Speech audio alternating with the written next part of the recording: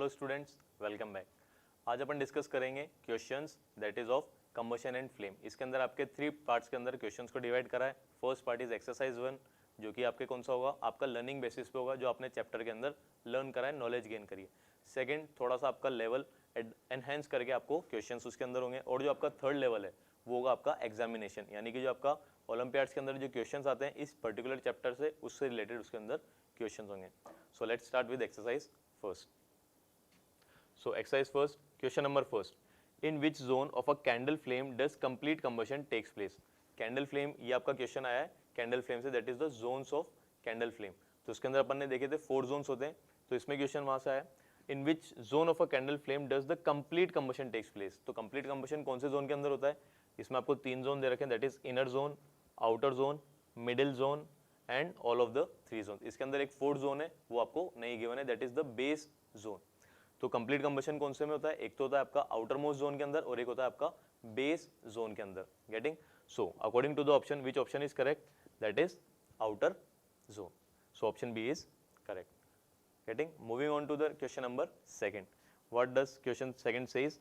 When oxygen supplies is increase in a Bunsen burner. Bunsen burner आपने देखा होगा chemistry laboratories के अंदर, जो आपका पर्टिकुलर टाइप का जो बर्नर होता है, जिसको अपन ट्राइपॉड स्टैंड के नीचे रखते हैं किसी चीज को हीटअप करने के लिए, वार्म करने के लिए। तो इस तरीके से लंबा सा जो बर्नर होता है उसको बोलते हैं अपन Bunsen burner. The colour of the flame changes. So यहाँ पे आपका क्वेश्चन किस पे बेसिस, किसके ऊपर है? ये क्वेश्चन है आपका burning of a combustible substance. तो कंबस्टिबल सब्सटेंस आपका बर्न होगा तो क्या प्रोड्यूस करेगा? वो आपका carbon dioxide and water produce करेगा, that is water vapour produce करेगा along with the heat and light energy. If your product is, if your reactant is what, if the reactant is hydrocarbon। अगर आपका जो combustible substance है या जो fuel है वो हाइड्रोकार्बन है तो क्या प्रोड्यूस करेगा? Carbon dioxide, water, heat and light energy. So but produce करने के लिए किसकी रिक्वायरमेंट है? प्रोड्यूस करने के लिए सपोर्टर की रिक्वायरमेंट है, that is the supporter of combustion. और वो कौन है? ऑक्सीजन। अगर कम अमाउंट ऑफ ऑक्सीजन होगा तो आपका क्या प्रोड्यूस होगा? कम अमाउंट ऑफ ऑक्सीजन में आपका कार्बन मोनोऑक्साइड प्रोड्यूस होगा, और ज्यादा अमाउंट में क्या प्रोड्यूस होगा? आपका कंप्लीट कंबशन होगा एंड कार्बन डाइऑक्साइड प्रोड्यूस होगा। गेटिंग? सो यहाँ पे क्या दरकार? When previous when oxygen supply is increase. तो आपने ऑक्सीजन की सप्लाई को क्या कर दिया? इंक्रीज कर दिया, यानी आपके पास क्या हो रहा है? सफिशिएंट ऑक्सीजन सप्लाई है, तो यहाँ पे कंबशन कौन सा होगा? कंप्लीट कंबशन होगा। So when the oxygen supply is increased in a Bunsen burner, the colour of the flame. तो पहले क्या था? इनकम्प्लीट कंबशन था, अब कौन सा कंबशन हो रहा है? कंप्लीट कंबशन हो रहा है। और इनकम्प्लीट कंबशन में फ्लेम का कलर कौन सा होता है? येलोइश होता है, और कंप्लीट कंबशन में कौन सा होगा? ब्लूइश कलर आएगा। So it will changes from yellow to blue. So option B is correct. Moving to next question, that is a luminous flame. So luminous flame अपन किसको बोलते हैं? जो कि विजिबल फ्लेम होती है, जो visible part of the flame होगा आपको। जो नॉन विजिबल होगा उसके अंदर होता है आपका कंप्लीट कंबशन, वो आपको फेंटली विजिबल होगी या इनविजिबल सी होगी। और अगर फेंटली विजिबल होगी तो कलर कौन सा होगा? उसका कलर होगा ब्लूइश कलर। गेटिंग? और यहाँ पे अपन सारे फ्यूल्स किसकी बात कर रहे हैं? हाइड्रोकार्बन फ्यूल्स की बात कर रहे हैं। तो यहाँ पे आपको क्या, कौन सी फ्लेम बता रहे हैं? आपको लुमिनस फ्लेम की बात करें, यानी कि यहाँ पे येलोइश कलर की फ्लेम की बात करें, जिसके अंदर इनकम्प्लीट कंबशन हो रहा है। और प्रोडक्ट क्या फॉर्म होगा? वाटर वेपर्स तो फॉर्म होंगे, हीट एंड लाइट एनर्जी भी फॉर्म होगी, और साथ में जो मेजर प्रोडक्ट है वो क्या होगा? कार्बन मोनोऑक्साइड होगा। So a luminous flame appears. तो लुमिनस फ्लेम का कलर कौन सा होता है? अभी अपन ने डिस्कस करा, that is yellow colour. Getting? So option C is correct. ये सिंपली क्वेश्चंस आपके किसके बेसिस के ऊपर है? ये सिंपली आपके लर्निंग के ऊपर है, आपने कौन सी नॉलेज गेन करी उसके ऊपर आपके ये सिंपल क्वेश्चंस हैं। क्वेश्चन नंबर 4 पे मूव करते हैं। The major constituent of LPG. LPG is what? Liquefied petroleum gas. जब अपन ने एलपीजी एज अ फ्यूल पढ़ा था तो अपन ने क्या पढ़ा था? Liquefied petroleum gas. इसको अपन कहाँ पे यूज करते हैं? इसको अपन यूज करते हैं फॉर कुकिंग पर्पसेस। गेटिंग? तो इसके अंदर क्या क्या होता है? इसके अंदर आपका ब्यूटेन भी होगा, इथेन भी होगा, प्रोपेन भी होगा, बट इसके अंदर जो मेजर कॉन्स्टिट्यूएंट है, मोर देन 85% जो कॉन्स्टिट्यूएंट होता है किसी का, वो किसका होगा? वो होगा आपका ब्यूटेन का। और ब्यूटेन का फॉर्मूला क्या होता है? ब्यूटेन का फॉर्मूला होता है आपका C4H10, that is what? C4H10, this is the formula of butane. तो ये भी क्या है? आपका एक हाइड्रोकार्बन कंपाउंड है, तो इसी का क्या करेंगे अपन? कंबशन करेंगे। गेटिंग? ये आपका large amount of energy produce करेगा एज कंपेयर टू दीज 3। तो मेजर पार्ट कौन हो गया एलपीजी का? That is butane. Moving on to next question, which of the following is not a product of complete combustion. Sorry, which of the following is not a product of incomplete combustion. So अभी अपन ने discuss करा, incomplete combustion के अंदर produce क्या होगा? Carbon monoxide, water vapours, heat and light energy also. So इसके अंदर आपको क्या गिवन है, कार्बन मोनोऑक्साइड आपको गिवन है, carbon dioxide, water and heat. तो कौन सा पार्ट प्रोड्यूस नहीं होगा, that is what, carbon dioxide produce नहीं होगा, क्योंकि यहाँ पे कंबशन कौन सा हो रहा है आपका, इनकम्प्लीट कंबशन हो रहा है। सो अकॉर्डिंग टू ऑप्शंस कौन सा आंसर करेक्ट है, that is option number B, carbon dioxide. Question number 6, when a frying pan containing cooking oil is kept for long on a burning stove, then oil catches fire। सो आपने देखा होगा कि that is what, इस type से अगर अपन क्या करेंगे, frying pan को रखेंगे और इसके अंदर कुछ ऑयल डाल के रखेंगे और इसको कहाँ पे रखा, अपने कुकिंग गैस के ऊपर रखा हुआ है। After some time what will happen, इसके ऊपर आपको फ्लेम्स विजिबल होती है। तो ये फ्लेम्स क्यों आ रही है, तो यहाँ पे क्या देखो, आप देखें क्या यहाँ पे ऑक्सीजन प्रेजेंट है, क्या यहाँ पे एयर प्रेजेंट है, यहाँ पे एयर प्रेजेंट है, दैट इज व्हाट, यहाँ पे ऑक्सीजन प्रेजेंट है, आपके पास यहाँ पे ऑयल प्रेजेंट है, दैट इज व्हाट, आपके पास यहाँ पे फ्यूल प्रेजेंट है, that is the combustible substance. अब किसकी रिक्वायरमेंट है, that is the attainment of ignition temperature. Ignition temperature reach होगा तो आपका फ्यूल क्या करेगा, बर्न होना स्टार्ट होगा, या फिर अपन बोल सकते हैं कंबशन यहाँ पे इसका स्टार्ट हो जाएगा। तो यहाँ पे क्या है आपका, अपन इसको वार्म अप कर रहे हैं, तो जैसे जैसे अपन इसको हीट करेंगे एक ऐसी स्टेज आएगी जब टेम्परेचर किससे ज़्यादा निकल जाएगा, ऑयल के इग्निशन टेम्परेचर से ज़्यादा निकल जाएगा। उस केस के अंदर क्या होगा, जो आपका ऑयल है उसके अंदर क्या होगा, आग लग जाएगी, अपन बोल सकते हैं that oil will catch fire, getting, because it's ignition temperature has reached. So when a frying pan containing cooking oil is kept for long on a burning stove, तो यहाँ पे क्या रख रखा है, बहुत देर तक रख रखा है, यानी कि इसका टेम्परेचर क्या हो गया, इंक्रीज हो गया, इग्निशन टेम्परेचर को क्रॉस कर जाएगा। on a burning then cooking oil catches fire because its temperature is lower than ignition temperature, नहीं, its temperature is reached to its ignition temperature, जो टेम्परेचर है वो किसको रीच कर गया, वो उसके इग्निशन टेम्परेचर को रीच कर गया। So according to these options which option is correct, that is option number B is correct. Moving on to next question, that is the byproduct of combustion। अगर मैं combustion की बात कर रहा हूँ तो combustion के अंदर क्या प्रोड्यूस होगा, पहली चीज आपका जो फ्यूल है वो किसके प्रेजेंस में रिएक्ट कर रहा है, reacting in the presence of oxygen. तो these are what, these are the reactants, जो कि रिएक्ट करेंगे उनको अपन क्या बोलते हैं, उनको अपन रिएक्टेंट्स बोलते हैं। और जो आपके प्रोडक्ट्स फॉर्म होंगे उनको अपन क्या नाम देंगे, उनको अपन नाम देंगे द प्रोडक्ट्स। कौन कौन से प्रोडक्ट्स फॉर्म हो रहे हैं आपके, अगर मैं फ्यूल की बात कर रहा हूँ, हाइड्रोकार्बन फ्यूल है अगर आपका, तो आपके प्रोडक्ट्स कौन होंगे, that is CO2 and water. इनके साथ में क्या प्रोड्यूस होगा, इनके साथ में हीट एनर्जी प्रोड्यूस होगी, गेटिंग, और हो सकता है किसी के अंदर लाइट एनर्जी भी प्रोड्यूस हो। सो देखते हैं, अब product of the by product of combustion, यानी प्रोडक्ट्स जो अपन को ऑब्टेन हो रहे हैं और जो प्रोडक्ट्स अपन नहीं चाहते अपन को ऑब्टेन हो बट फिर भी वो ऑब्टेन हो रहे हैं, उनको अपन क्या नाम देंगे, that is by products. The product, the by product of combustion is, क्या ऑक्सीजन आपका बाय प्रोडक्ट है, नहीं है, ये आपका रिएक्टेंट है। Air, electric current, light, okay एक मिनट पीछे करना। सो लाइट भी आपको ऑब्टेन हो रही है।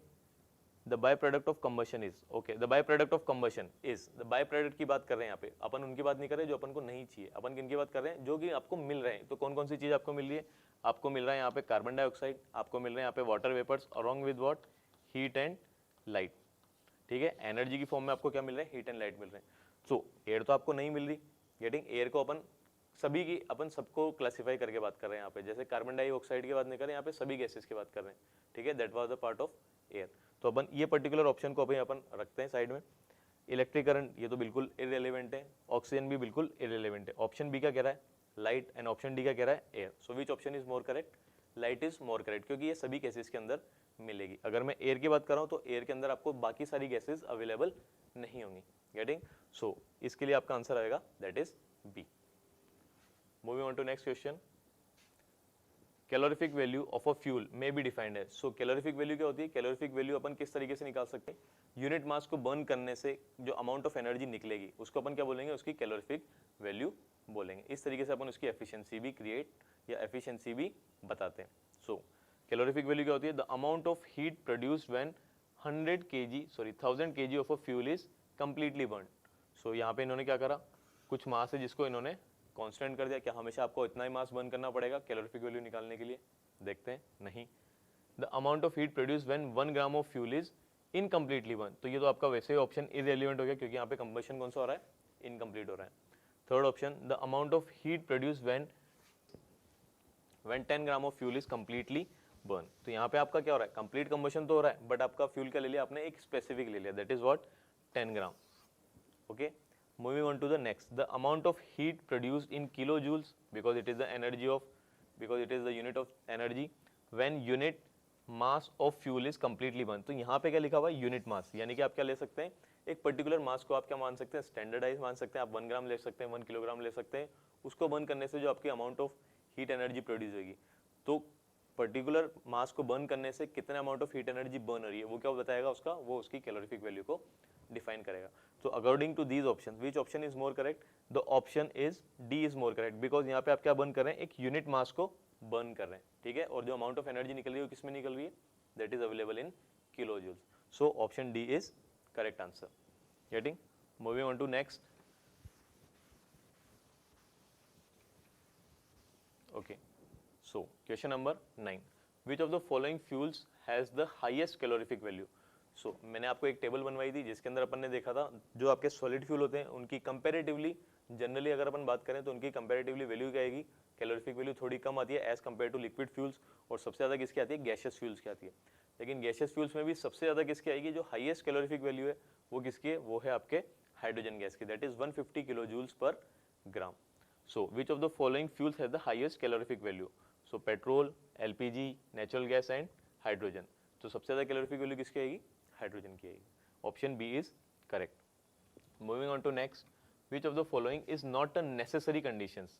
कौन सी नेसेसरी कंडीशन नहीं है? नेसेसरी कंडीशंस कौन सी होती है फॉर कंबशन? कंबशन के लिए नेसेसरी कंडीशंस कौन सी होती है? First, availability of fuel, fuel होना चाहिए बर्न होने के लिए। Second, that is the supporter of combustion, oxygen का प्रेजेंस भी बहुत ज़्यादा नेसेसरी है। और थर्ड क्या होगा, अटेनमेंट ऑफ इग्निशन टेम्परेचर, जब तक इग्निशन टेम्परेचर रीच नहीं होगा तब तक आपका कंबशन स्टार्ट नहीं होगा, नहीं होगा, नहीं होगा, नहीं होगा, नहीं होगा, नहीं होगा, नहीं। तो ये आपकी 3 नेसेसरी कंडीशंस है। तो इनको देखते हैं ऑप्शंस के अंदर। That is the presence of combustible substance, it is given. That the presence of supporter of combustion, that is oxygen, it is also correct. The attainment of ignition temperature of a fuel, this is also correct. And the presence of the presence of carbon dioxide, तो carbon dioxide की presence बिल्कुल भी necessary नहीं है। तो इन्होंने यहाँ क्या पूछा, which is not a necessary, so which is not necessary, that is carbon dioxide. So आपका ऑप्शन कौन सा सही है, that is D. Moving on to next.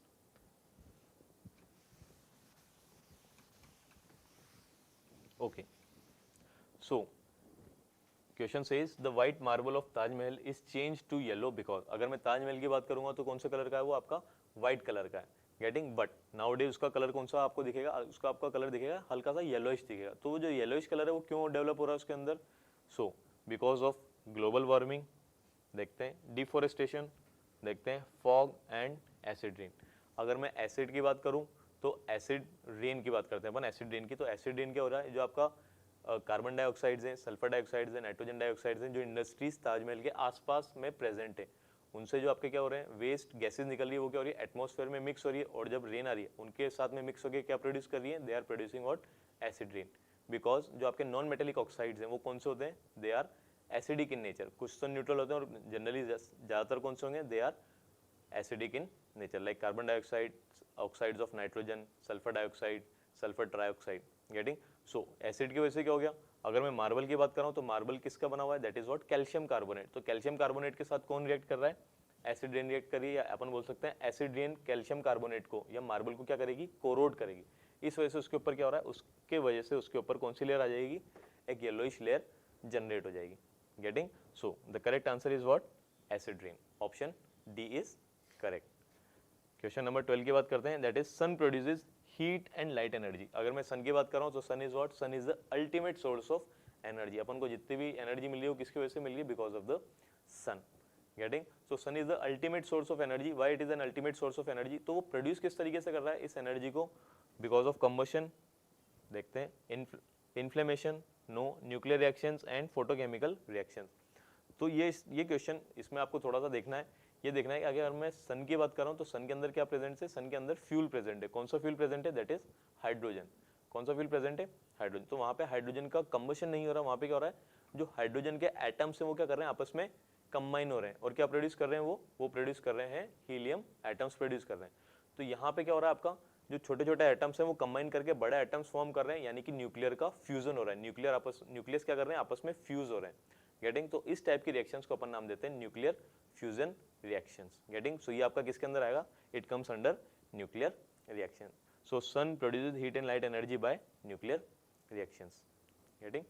Next यहाँ पे आपका क्या हो रहा है, नेक्स्ट यहाँ पे आपका एक्सरसाइज 1 आपका कंप्लीट है, ठीक है। Now we are moving on to exercise 2 जो कि आपका थोड़ा सा लेवल बढ़ा के, getting. So question number first, in fire extinguishers carbon dioxide that is CO2 comes out in the form of, आपने फायर एक्सटिंग्विशर देखा है, कहीं पे अगर फ्लेम निकल रही है तो अपन क्या करते हैं, फट से फायर एक्सटिंग्विशर्स को लाते हैं, हिट करते हैं एंड उसको जनरली स्प्रे करते हैं। तो वहाँ पे जो कार्बन डाइऑक्साइड निकलती है हाई प्रेशर से निकलती है, और वो जनरली किस फॉर्म में होगी, वो आपका होगा, क्या वो वेपर फॉर्म में होती है, क्या वो फोम की फॉर्म में होती है, क्या वो स्प्रे की फॉर्म में होती है, या वो ड्रॉपलेट्स की फॉर्म में होती है। तो वो जनरली किस फॉर्म में होती है, वो आपकी फोम की फॉर्म में होती है, गेटिंग। अपन ने अलग अलग टाइप के फायर एक्सटिंग्विशर्स भी पढ़े थे, गेटिंग, जिसके अंदर आया था आपका फोम टाइप फायर एक्सटिंग्विशर्स, उसमें भी था, यानी कि उसके अंदर जो आपका कार्बन डाइऑक्साइड निकल रहा है वो किस पार्ट में निकल रहा है, कैसे निकल रहा है, वो आपका फोम बना के निकल रहा है, getting. So option B is correct. Moving on to question 2, example of rapid combustion. अगर मैं रैपिड कंबशन की बात करता हूँ तो यानी क्या हो रहा है, आपका जो कंबस्टिबल सब्सटेंस है वो बहुत जल्दी से क्या हो रहा है, कंबशन उसका हो रहा है, गेटिंग। सो देखते हैं कौन है, ह्यूमन बॉडी मेटालिज्म, ये किसका एग्जांपल है, this is an example of slow combustion. Burning of LPG, ये किसका एग्जांपल है, that is an example of rapid combustion. आपका जो LPG वो कैसे बर्न हो रहा है, रैपिड कंबशन उसके अंदर हो रहा है। बर्निंग ऑफ क्रैकर्स, हाँ यहाँ पे अगर बात करें तो आपका क्रैकर्स का क्या हो रहा है, क्रैकर्स का कंबशन भी बहुत फास्ट हो रहा है, लेकिन इस पर्टिकुलर पार्ट को अपन नाम देते हैं दैट इज एक्सप्लोजन। तो इसको अपन रैपिड कंबशन के अंदर डिफाइन नहीं करेंगे, इसको अपन डिफाइन करेंगे एक्सप्लोजन के अंदर, क्योंकि यहाँ पे क्या हो रहा है, एक्सप्लोड हो रहा है, जितना भी मास है with in the fraction of seconds क्या हो रहा है, एक्सप्लोड हो रहा है, and large amount of gases भी प्रोड्यूस कर रहा है, getting, along with the sound energy, heat energy, light energy. तो यहाँ पे क्या हो रहा है, बर्निंग ऑफ क्रैकर्स में आपका एक्सप्लोजन हो रहा है, while the burning of LPG में कौन सा हो रहा है, रैपिड कंबशन हो रहा है, getting. And reaction of sodium with oxygen, ये भी कौन सा होगा आपका, दिस इज, ये आपका सिंपली ऑक्सीडेशन प्रोसेस है, गेटिंग, ये आपका कंबशन प्रोसेस नहीं है, ये आपका ऑक्सीडेशन प्रोसेस है, ठीक है। तो आपका रैपिड कंबशन किसके अंदर हो रहा है, आपका रैपिड कंबशन हो रहा है that is in the burning of, sorry that is in the burning of LPG। Option C is correct answer. Next, okay, study the characteristics of a fuel given. तो आपको क्या क्या गिवन है यहाँ पे, आपको कैरेक्टरिस्टिक्स गिवन है किसी पर्टिकुलर फ्यूल के। सो रीड आउट करते हैं, forms water vapours on combustion, यानी कि जब अपन इसको बर्न करेंगे तो क्या प्रोड्यूस करेंगे, वाटर वेपर प्रोड्यूस करेंगे। सो इससे मेरे को क्या आइडिया लगा, वाटर वेपर प्रोड्यूस करें, इसका मतलब वो हाइड्रोकार्बन फ्यूल भी हो सकता है, बिकॉज हाइड्रोकार्बन फ्यूल्स को भी बर्न करते हैं तो वाटर वेपर्स प्रोड्यूस होते हैं। हाइड्रोजन भी हो सकता है, क्योंकि हाइड्रोजन को भी बर्न करेंगे तो क्या प्रोड्यूस होगा, H2O प्रोड्यूस होगा, लिक्विड फॉर्म में भी हो सकता है, वेपर की फॉर्म में भी हो सकता है, depending upon the heat energy. Second, highest calorific value. तो यहाँ पे ये जो टर्म लिख रहे हैं ना, हाईएस्ट कैलोरीफिक वैल्यू, इससे ये आइडिया लग गया कि ये आपका हाइड्रोकार्बन फ्यूल नहीं है, कौन सा फ्यूल है आपका, दैट इज हाइड्रोजन गैस। अब इसके और कैरेक्टरिस्टिक्स देखते हैं, दैट इज अगर हाइड्रोजन, अगर आपका हाइड्रोजन ऑक्सीजन के प्रेजेंस में बर्न हो रहा है, यानी हाइड्रोजन गैस का कंबशन हो रहा है, तो क्या प्रोड्यूस कर रहा है वो, it is producing H2O along with the heat and light energy, ठीक है। तो क्या है यहाँ पे आपको SO2, NO2 या SPM दिख रहे हैं क्या, कहीं पे भी आपको ये सब चीजें नहीं दिख रही, नहीं आपको कहीं पे अनबर्न्ड पार्टिकल्स ऑफ कार्बन भी दिख रहे हैं। सो यहाँ पे क्या हो रहा है, this is a non polluting, simply क्या हो रहा है, हाइड्रोजन गैस ऑक्सीजन के प्रेजेंस में बर्न होकर वाटर फॉर्म करिए, तो यहाँ पे कोई नॉन पॉल्यूटिंग गैस प्रोड्यूस नहीं, non polluting gas like SO2, NO2 and other oxides of nitrogen. Limited use as a liquid fuel, हाँ, और हाइड्रोजन को अपन क्या करते हैं, बहुत कम यूज करते हैं एज अ लिमिटेड फ्यूल, क्योंकि एक तो इसका ट्रांसपोर्टेशन बहुत ज़्यादा हार्ड होता है, बहुत ज़्यादा ये महंगा होता है, एक्सपेंसिव होता है, गेटिंग, इसकी स्टोरेज प्रॉब्लम भी एक बहुत बड़ा इश्यू होता है। So it is limited use as a liquid fuel. तो इसको अपन कहाँ पे यूज़ करते हैं, इसको अपन रॉकेट्स में, स्पेसशिप्स के अंदर यूज़ करते हैं, गेटिंग। सो इनसे आपको आइडिया लग गया अपन कौन से फ्यूल की बात करें, we are talking about hydrogen fuel. So among the following fuels which have the above characteristics, kerosene, LPG, petrol and hydrogen. So correct answer is what, hydrogen. Next,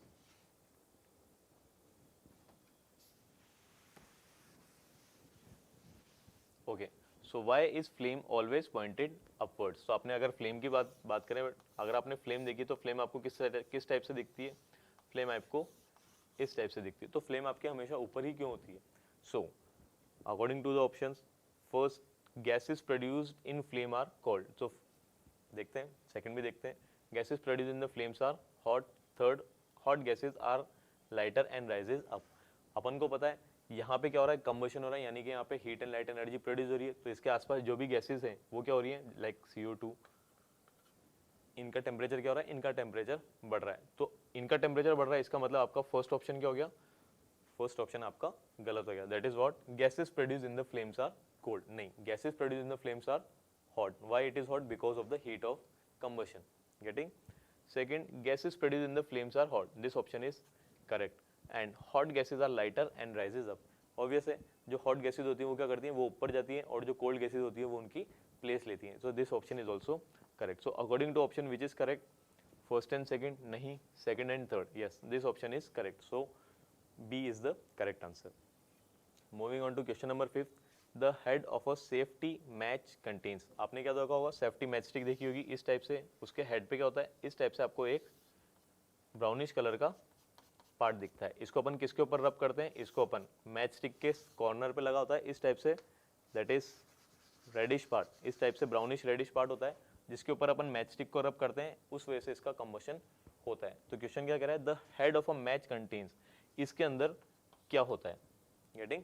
so that is what, antimony trisulfide and potassium chlorate, antimony chloride and potassium sulfide, antimony carbonate and potassium sulfide. So आपको ये चीज़ remember करनी है, इसके अंदर कौन से होंगे, इसके अंदर दो केमिकल्स होते हैं, that is what, antimony trisulphide and potassium chlorate. मैं आपको इसका प्रोसेस समझाता हूँ किस तरीके से होता है। यहाँ पे जो आपके केमिकल्स हैं ये क्या होते हैं, इनका यहाँ पे कंबशन हो रहा है, ये बर्न हो रहे हैं, बट कंबस्टिबल सब्सटेंस भी है, प्रेजेंस ऑफ ऑक्सीजन भी है, बट ये कब तक बर्न नहीं होगा, जब तक कि अटेनमेंट ऑफ इग्निशन टेम्परेचर नहीं होगा। तो अटेनमेंट ऑफ इग्निशन टेम्परेचर कब होगा, जब मैं इसको इसके ऊपर रब करूंगा। जब अपन इस मैच स्टिक को इसके ऊपर रब करेंगे तो क्या होगा, this is what, this is made up of red phosphorus. किसका बना हुआ है, ये रेड फॉस्फोरस का बना हुआ है। ठीक है, तो जब अपन इसको रब करेंगे, इसके फ्रिक्शन की वजह से क्या होगा, रेड फॉस्फोरस किस में कन्वर्ट होगा, व्हाइट फॉस्फोरस के अंदर। और व्हाइट फॉस्फोरस क्या होगा, white phosphorus catches fire. White phosphorus में क्या होगा, एकदम से फ्लेम प्रोड्यूस होगी। उस फ्लेम प्रोड्यूस के होने की वजह से क्या होगा, आपका जो मैच स्टिक है वो भी बर्न होना स्टार्ट होगा, और इस वजह से आपका पूरा का पूरा fuel, that is this combustible part, will start to burn. Getting? So ये आपको रिमेंबर करना है, जो हेड होता है मैच स्टिक का, उसके अंदर क्या होता है, उसके अंदर एंटीमनी ट्राइसल्फाइड होते हैं एंड पोटेशियम क्लोराइड उसके अंदर प्रेजेंट होते हैं। Getting? Okay, next question.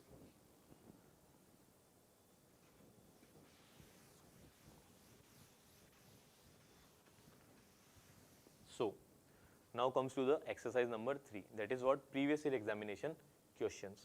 So इसके अंदर देखते हैं अपन, the type of flame produced by fuel depends upon. So यहाँ पे किसके बारे में क्वेश्चन आपका आया है, फ्लेम पार्ट से, that is type of flame produced by the fuel depends upon, किन किन वैल्यूज के ऊपर, किन किन चीज़ों के ऊपर जो आपका फ्लेम है वो डिपेंड करता है। that is calorific value, amount of oxygen, type of fuel and its chemical composition and all of the above. क्या कैलोरीफिक वैल्यू के ऊपर आपकी फ्लेम डिपेंड करती है क्या, नहीं करती। अगर मैं पेट्रोल की बात कर रहा हूँ तो उसकी फ्लेम भी आपकी बड़ी हो सकती है, और हाइड्रोजन गैस की फ्लेम आपकी छोटी हो सकती है। या मैं बात कर रहा हूँ चारकोल की फ्लेम आपकी बड़ी हो सकती है as compare to what, any other fuel. Amount of oxygen, yes, अगर आप proper amount of oxygen provide करेंगे तो क्या होगा, उसका कंप्लीट कंबशन होगा और आपकी फ्लेम अच्छे से प्रोड्यूस होगी। टाइप ऑफ फ्लेम मतलब that is luminous and non luminous. Luminous यानी कि जो येलोइश पार्ट में प्रोड्यूस हो रही है, और जो लुमिनस जो कि आपको फेंटली विजिबल होगी हाइड्रोकार्बन फ्यूल के लिए, और ब्लूइश कलर में होगी। तो टाइप ऑफ फ्लेम है that is what, luminous and non luminous. वो किस पे डिपेंड कर रही है, वो आपका किस पे डिपेंड कर रही है, अमाउंट ऑफ ऑक्सीजन पे डिपेंड कर रही है। So option B is correct answer. Moving on to next question, that is which of the following statement is not true. Okay, so statement read out करते हैं। CO2 is the best fire extinguisher. This is correct. This is the correct option. Global warming can cause acid rain. तो अगर मैं global warming की बात कर रहा हूँ तो ग्लोबल वार्मिंग क्या होती है, जो अर्थ का टेम्परेचर है वो बढ़ता जा रहा है due to what, due to the trapping of the heat, solar heat energy.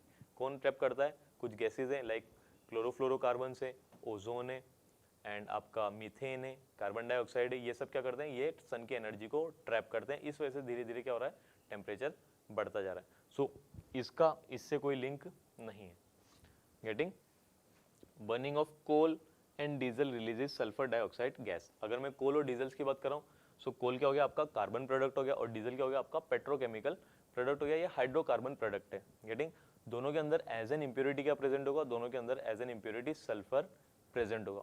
तो जब आपका कोल का कंबशन होगा तो उसमें किसका कंबशन भी हो रहा है, उसमें सल्फर का कंबशन भी हो रहा है, और सल्फर के कंबशन होने से क्या प्रोड्यूस होगा, सल्फर डाइऑक्साइड गैस प्रोड्यूस होगी। तो वो दोनों केसेस में पॉसिबल है। So burning of coal and diesel releases sulphur dioxide gas, this option is also correct. And this option was wrong, जैसे अपन ने अभी डिस्कस करा था। LPG gas has higher calorific value than biogas. अगर मैं एलपीजी गैस की बात कर रहा हूँ, that is what, LPG gas की अगर मैं बात कर रहा हूँ, इसकी कितनी होगी 55 किलो जूल्स पर ग्राम। और बायोगैस की बात कर रहा हूँ, दैट इज़ व्हाट, आपका बायोगैस कौन हो जाएगा आपका, that is methane gas. Getting, इसके अंदर कौन प्रेजेंट होगा, मीथेन प्रेजेंट होगा, या फिर अपन बोल सकते हैं नेचुरल गैस, सीएनजी। गेटिंग, जिसको अपन किस फॉर्म में यूज करेंगे, कंप्रेस करके यूज करेंगे इन ऑटोमोबाइल्स, तो उसको अपन बोलेंगे सीएनजी। तो अगर मैं एलपीजी की बात कर रहा हूँ, एलपीजी का कैलोरीफिक वैल्यू ज्यादा होता है, that is 55 kilo joules per gram as compare to the biogas, that is 50 kilo joules per gram. So this option is also correct. और क्या पूछा था इसमें क्वेश्चन के अंदर, which of the following statement is not true, so not true is that is option number B. Moving on to question number 3. LPG used as a domestic fuel is mixed with a strong smelling volatile liquid for.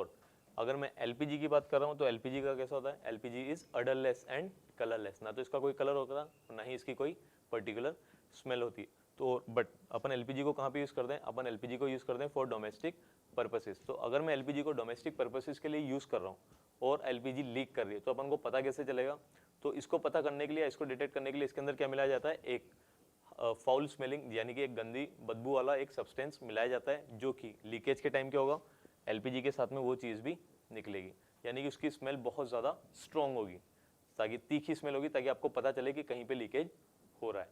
Getting, और क्या मिलाया जाता है, that is ethyl मरकैप्टम मिलाया जाता है, ethyl मरकैप्टम। So LPG used as a domestic fuel is mixed with a strong smelling volatile liquid for better combustion, no. For good smell and fragrance, no. For detection of gases, for detection of gas leakage, this is correct option. और fourth क्या दे रखा है, high calorific value, no. So आपका option number C क्या है, that is for the detection of gas leakage, option C is correct. Moving on to next, that is hydrogen gas. Hydrogen gas has the highest calorific value, that is 150 kilojoules per gram, yet it is not used as a fuel. फिर भी अपन इसको as a fuel use नहीं करते, क्यों नहीं करते, ये problem अपन ने डिस्कस कर ली। पहली चीज तो इसका स्टोरेज, सेकंड इसका ट्रांसपोर्टेशन, एंड थर्ड इसका दैट इज कॉस्ट, बहुत ज़्यादा एक्सपेंसिव होता है। So it is explosive in nature, yes, क्योंकि अपन इसको स्टोर करके नहीं रख सकते, स्टोर करेंगे तो क्या होगा, ये ब्लास्ट हो जाएगा due to the friction between the hydrogen gas. It causes storage problem, this is also correct. It causes transportation problem, this is also correct. So which out of these, all options are correct, that is all of the above, option D is correct. Moving on to question number 5. When wood is used as a fuel in चूल्हास, चूल्हास कहाँ पे use करते हैं, चूल्हास अपन generally villages के अंदर use करते हैं। चूल्हास किस type से होगा, मैं आपको इसका बता के दिखा देता हूँ। इस टाइप से आपके चूल्हास प्रेजेंट होते हैं, ठीक है। This is the front view, ये कौन सा व्यू है, this is the front view. अगर मैं आपको साइड व्यू दिखाऊंगा तो चूल्हास किस टाइप से होंगे, चूल्हास आपके इस टाइप से होंगे। सो इसके ऊपर क्या होता है, इसके ऊपर अपन किसी कंटेनर को रखेंगे जिसके अंदर अपन को फूड कुक करना है, और यहाँ पे क्या रखेंगे अपन, इस तरीके से कुछ छोटे छोटे स्टोन्स को प्लेस करेंगे, एंड यहाँ पे जो भी फ्यूल बर्न होगा उसको कहाँ पे रखेंगे, इसके अंदर रखेंगे। यानी कि जो विलेजेस के अंदर जो फ्यूल होता है, बेस्ट फ्यूल होता है, वो कौन होता है, वो आपके ब्रांचेस होती है ट्रीज की, या ड्राई वुड होती है, तो उसको अपन यहाँ पे रखेंगे अंदर, ताकि वो अंदर बर्न होता रहे। वो जब बर्न होगा तो क्या होगा, हीट एनर्जी प्रोड्यूस होगी, जिससे आपका फूड कुक होगा। So when wood is used as a fuel in chulhas, gaps are left in between the logs of wood. तो अपन क्या कर रहे हैं, यहाँ पे इन लॉग्स ऑफ वुड के बीच में भी गैप रख रहे हैं, प्लस अपन यहाँ ऊपर भी गैप रख रहे हैं। तो ये गैप क्यों रख रहे हैं अपन, बिकॉज यहाँ पे आपके पास क्या है, कंबस्टिबल सब्सटेंस भी है, अटेनमेंट ऑफ इग्निशन, टेम्परेचर भी हो रहा है, बट जब तक supporter of combustion proper available नहीं होगा तब तक क्या होगा, कंबशन कंप्लीट नहीं हो पाएगा, और आपको जो हीट एनर्जी प्रोड्यूस हो रही है वो कंप्लीट नहीं मिलेगी, यानी कि लार्ज अमाउंट में नहीं मिलेगी। तो यहाँ पे ऑक्सीजन की सप्लाई के लिए अपन क्या करते हैं, एक तो ऐसे गैप जो गैप्स होते हैं उनको छोड़ते हैं, और दूसरी चीज वुड्स के बीच में क्या करते हैं, अपन थोड़ा स्पेस रखते हैं, ताकि इनको क्या मिले, एक प्रॉपर सप्लाई ऑफ ऑक्सीजन मिलती रहे, ठीक है। So the gaps are left between the logs of wood because, या this is done for movement of air, less combustion, less consumption of food, to control temperature, and none of the above. So ये generally किस लिए रखा जाता है, ताकि आपको air मिलती रहे प्रॉपर, यानी कि supporter of combustion that is oxygen वो आपको प्रॉपर मिलता रहे, उसके लिए अपन क्या करेंगे, इनके बीच में गैप्स छोड़ेंगे. Getting? So option A is correct. Next question, that is question number 6. Question 6 says an electric spark is struck between the two electrodes placed near each other inside a closed tank full of petrol. So what will happen? क्या होगा? अगर मैं बात कर रहा हूँ, आपके पास क्या प्लेस्ड है, एक क्लोज टैंक प्लेस्ड है, यहाँ पे क्या है, दो इलेक्ट्रोड्स हैं. जब आप इनको स्ट्राइक करेंगे तो क्या होगा, यहाँ पे एक स्पार्क प्रोड्यूस होगा, यानी कि यहाँ पे हीट एनर्जी बहुत ज़्यादा अमाउंट में रिलीज हो रही है. और इसके अंदर क्या प्रेजेंट है, इसके अंदर आपका पेट्रोल प्रेजेंट है. सो पेट्रोल क्या हो गया, आपका कंबस्टिबल सब्सटेंस हो गया. यहाँ पे इग्निशन टेम्परेचर भी रीच कर रहा है. बट आगे बढ़ते हैं. What will happen? Spontaneous combustion of petrol, explosion, slow combustion of petrol and nothing will happen. So यहाँ पे आप इसको अगर ध्यान से देखेंगे क्वेश्चन को, यहाँ पे क्या गिवन है, यहाँ पे आपको पेट्रोल गिवन है जो कि क्या है, कंप्लीटली फिल है. अगर पेट्रोल आपका कंप्लीटली फिल है तो यहाँ पे एयर के लिए कोई अमाउंट या कोई स्पेस नहीं है. और आपको पता है कंबशन होने के लिए 3 थिंग्स की रिक्वायरमेंट है या 3 कंडीशंस की रिक्वायरमेंट है. That is what, combustible substance आपके पास अवेलेबल है. Getting? Second, attainment of ignition temperature, जो हीट एनर्जी की वजह से अटेनमेंट ऑफ इग्निशन टेम्परेचर भी हो रहा है. और थर्ड रिक्वायरमेंट क्या है, that is what, supporter of combustion. But यहाँ पे एयर प्रेजेंट नहीं है तो क्या होगा, कुछ भी नहीं होगा. So nothing will happen. Option D is correct. Moving on to question number 7. Which of the following statement is not true? We have to simply read the statement and find out which option is false. Flame can be seen over burning solids and liquids. Yes, अगर मैं liquid और solid की बात कर रहा हूँ तो उनके ऊपर भी flames आपको visible होती है. Solid या liquid combustible substance पे भी flame visible होगी. Like काउडंग की बात कर लें, solid हो गया, petrol क्या हो गया आपका, liquid हो गया. Type of flame depends upon the amount of oxygen available. So this option was correct and this option is also correct. Amount of oxygen ज़्यादा होगा तो कंबस्टिबल होगा, ब्लूइश कलर की फ्लेम ज़्यादा दिखेगी आपको. और अगर इनकम्प्लीट होगा यानी कि अमाउंट ऑफ ऑक्सीजन कम होगा तो इनकम्प्लीट होगा, येलोइश फ्लेम दिखेगी. Invisible zone of flame is the least, invisible zone of the flame is the least hot. So अगर मैं इनविजिबल जोन की बात कर रहा हूँ तो इनविजिबल जोन कौन सा हो गया, दैट इज जहाँ पे जहाँ पे क्या हो रहा है, कंप्लीट कंबशन हो रहा है. और कंप्लीट कंबशन हो रहा है तो वो आपको फेंटली विजिबल होगा या इनविजिबल होगा. तो इनकम्प्लीट कंबशन की बात करूंगा तो वहाँ पे क्या हो रहा है, क्या वो लीस्ट हॉट होगा, नहीं होगा, वो आपका मैक्सिमम हॉट होगा, क्योंकि वहाँ पे क्या हो रहा है, कंप्लीट कंबशन हो रहा है. Getting? So this statement is false. Blue zone indicates the complete combustion, क्योंकि अगर हाइड्रोकार्बन फ्यूल का कंप्लीट कंबशन होगा तो कौन सा क्या प्रोड्यूस होगा वहाँ पे आपका ब्लूइश फ्लेम प्रोड्यूस होगी. ठीक है, तो जो आपका ब्लू जोन हो रहा है यानी कि उसके अंदर क्या हो रहा है, कंप्लीट कंबशन हो रहा है. Getting? So blue zone indicates the complete combustion. This statement is also correct. So question ने पूछा which is not true, that is option C is not true. Next, if Raman opened the air hole of a burner fully and lighted the burner, he will get. अगर मैं burner की बात कर रहा हूँ तो बर्नर आपका किस टाइप से, बर्नर आपका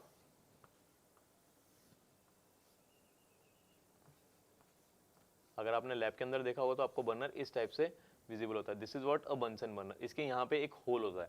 getting? For what, for the, यहाँ से तो आपका क्या हो रहा है, फ्यूल आ रहा है. ठीक है, ये नीचे सिलेंडर से कनेक्टेड होता है. यहाँ पे आपका क्या है, यहाँ पे आप इसको इग्नाइट करेंगे, इग्निशन टेम्परेचर प्रोवाइड करेंगे फ्यूल को तो ये बर्न होगा. और यहाँ पे एक होल होता है for the inlet of air, that is oxygen. Oxygen अंदर जाएगी और आपका फ्यूल कंप्लीटली बर्न होगा. तो यहाँ पे क्या करा इसने, इस किसी रीजन से ये क्या हो रहा है, पहले क्या होता, ये आपका होल था, ये थोड़ा बंद हो गया था. अब इसने क्या करा, इस होल को अच्छे से खोल दिया या इसको साफ कर दिया. ठीक है, तो अब क्या होगा, a luminous flame which is orange yellow in colour. ठीक है, he will get, okay, he will get what, a luminous flame which is orange yellow in colour. क्या उसको ऑरेंज येलो कलर की लुमिनस फ्लेम मिलेगी, नहीं मिलेगी. क्यों, क्योंकि यहाँ पे कंप्लीट कंबशन होगा, इनकम्प्लीट कंबशन नहीं होगा. So this option is correct. A non luminous flame which is pale blue in colour. सो आपको यहाँ पे क्या होगी, जो फ्लेम है वो कौन सी प्रोड्यूस हो जाएगी, किस में कन्वर्ट होगी, वो आपका ज्यादा ब्लूइश कलर की होगी. बिकॉज यहाँ पे क्या हो रहा है, इनलेट ऑफ ऑक्सीजन ज्यादा हो रहा है और यहाँ पे कंप्लीट कंबशन हो रहा है. गेटिंग? सी भी देख लेते हैं. A flame that strikes back, a flame that strikes back which is thin blue और green yellow in colour. So this option is false. ठीक है, आपकी एक पर्टिकुलर फ्लेम प्रोड्यूस होगी which is what, bright blue या pale blue in color. A smoky flame, this is false, ठीक है, कोई स्मोकी फ्लेम प्रोड्यूस नहीं होगी। So option which is correct, option B is correct. Moving on to question number 9। So ये आपका question number 9 है, जिसकी आपको इन्फॉर्मेशन नेक्स्ट पेज पे मिलेगी। सो क्वेश्चन क्या कह रहा है, mister Goyal a science teacher showed the following experimental setup to the students, which of the following is the correct observation for its explanation, which is the correct explanation। तो अपन पहले experiment देखते हैं, फिर अपन observations को रीड आउट करेंगे। That is, तो ये आपका एक एक्सपेरिमेंट दे रखा है, कैंडल से आप क्या कर रहे हैं, बर्न कर रहे हैं किसको, दैट इज पेपर पेन। यहाँ पे पेपर का क्या बनाया हुआ है, एक पेन बनाया हुआ है, ठीक है, उसके अंदर क्या प्रेजेंट है, उसके अंदर वाटर प्रेजेंट है, और यहाँ पे वायर मेश रखा है, यानी कि अपन इसको डायरेक्टली हीटअप नहीं कर रहे। नाउ ट्राइपॉड स्टैंड के ऊपर पूरा अरेंजमेंट है, उसके ऊपर आपने पेपर पेन को रखा, उसमें आपने वाटर को रखा। आप यहाँ पे क्या कर रहे हैं, इसको बर्न करें, और आपको यहाँ पे क्या दिख रहे हैं, वेपर्स निकलते हुए दिख रहे हैं। इसका मतलब यहाँ पे एक अच्छा खासा टेम्परेचर रीच हो चुका है। सो रीड आउट करते हैं first option, the paper pan catches fire and water spills out all over the wire mesh because paper is inflammable. Yes, paper आपका क्या है, इनफ्लेमेबल है, लेकिन क्या ऐसा होगा क्या, जब आप इसको हीटअप करेंगे तो पेपर क्या है आपका इनफ्लेमेबल है, बट पेपर के ऊपर क्या है, पेपर के अंदर क्या प्रेजेंट है, वाटर प्रेजेंट है, जो कि उसके इग्निशन टेम्परेचर को रीच नहीं होने दे रहा। इस वजह से क्या होगा, जो आपका पेपर है वो फायर कैच नहीं करेगा, और सिंपली क्या होगा, जितनी भी हीट एनर्जी वाटर के पास आएगी वो कौन एब्जॉर्ब कर लेगा, वो वाटर एब्जॉर्ब कर लेगा, और किस में कन्वर्ट होता जाएगा, वो वेपर्स के अंदर कन्वर्ट होता जाएगा, जैसा कि आपको इस एक्सपेरिमेंट के अंदर दिख रहा है। सो आपका फर्स्ट ऑप्शन तो कैंसिल हो गया। The paper pan has a very high ignition temperature so it does not catch fire. Paper pan का इग्निशन टेम्परेचर बहुत ज़्यादा नहीं होता, कम होता है। So this option is also incorrect. The water in the pan absorbs heat from the candle flame and thus prevents the paper to reach the ignition temperature. जैसा कि अपन ने एक्सप्लेन करा था, यहाँ पे इसका इग्निशन टेम्परेचर तो कम है, बट जो वाटर है वो क्या कर रहा है, उस हीट एनर्जी को एब्जॉर्ब कर रहा है, और इस वजह से जो आपका पेपर पेन है वो बर्न नहीं होगा। गेटिंग, बिकॉज उसका इग्निशन टेम्परेचर अभी भी रीच नहीं हुआ है। Getting, the paper pen helps the water vapours to condense back to water, this is irrelevant. So आपका ऑप्शन कौन सा करेक्ट है, option C is correct. Getting, next question number 10। Okay, read the given statement. So आपको two statement given है, statement P and statement Q.